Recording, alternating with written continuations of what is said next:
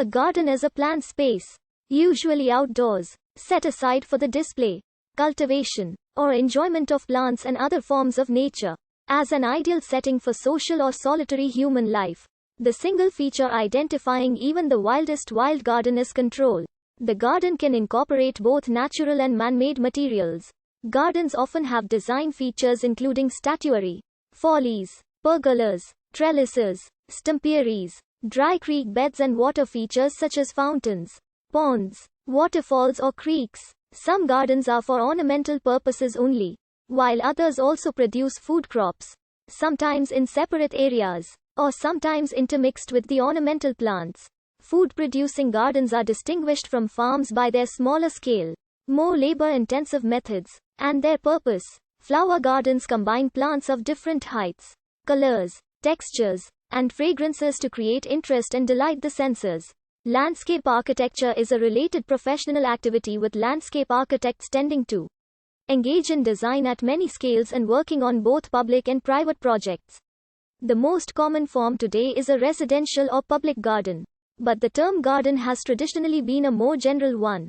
Zoos, which display wild animals in simulated natural habitats, were formerly called zoological gardens.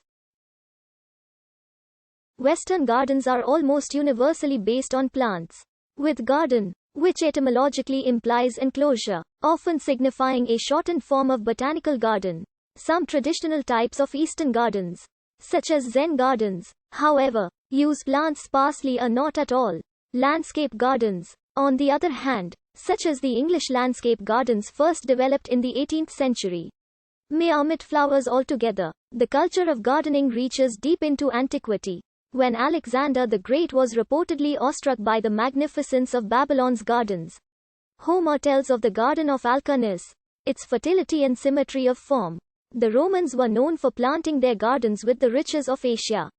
Gardening was not recognized as an art form in Europe until the mid-16th century when it entered the political discourse, as a symbol of the concept of the ideal republic, evoking utopian imagery of the Garden of Eden, a time of abundance and plenty where humans didn't know hunger or the conflicts that arose from property disputes. John Evelyn wrote in the early 17th century, "There is not a more laborious life than is that of a good gardener's, but a labor full of tranquility and satisfaction, natural and instructive, and such as contributes to piety and contemplation."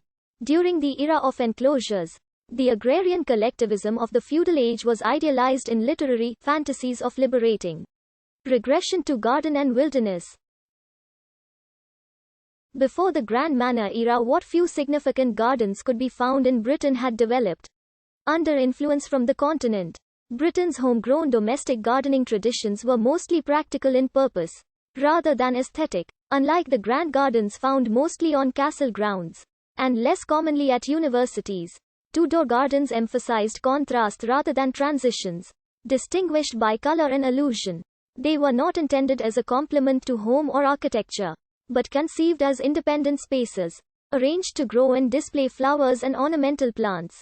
Gardeners demonstrated their artistry in knot gardens, with complex arrangements most commonly included interwoven box hedges, and less commonly fragrant herbs like rosemary. Sanded paths run between the hedgings of open knots, whereas closed knots were filled with single-colored flowers. The knot and parterre gardens were always placed on level ground, and elevated areas reserved for terraces from which the intricacy of the gardens could be viewed. Jacobean gardens were described as a delightful confusion by Henry Wotton in 1624. Under the influence of the Italian Renaissance, Caroline gardens began to shed some of the chaos of earlier designs, marking the beginning of a trend towards symmetrical unified designs that took the building architecture into account, and featuring an elevated terrace from which home and garden could be viewed. The only surviving Caroline garden is located at Bolsover Castle in Derbyshire, but is too simple to attract much interest. By the mid-17th century, axial symmetry had ascended to prominence in the French gardening traditions of André Mollart and Jacques Boisseau, the latter who wrote, "All things, however beautiful they may be chosen, will be defective if they are not ordered and placed in proper symmetry." During the reign of Charles II, many new Baroque-style country houses were built, While in England Thomas Cromwell sought to destroy many Tudor, Jacobean and Caroline-style gardens. The etymology of the word gardening refers to enclosure. It is from Middle English gardin, from Anglo-French gardin, jardin, of Germanic origin, akin to Old High German gard, gard.